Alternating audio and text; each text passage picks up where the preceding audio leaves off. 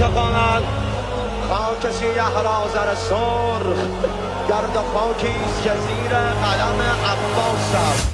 علی خان زلزال به روی علم علم دار لشکر به پیکار آمد ابو فاضل یعنی میدان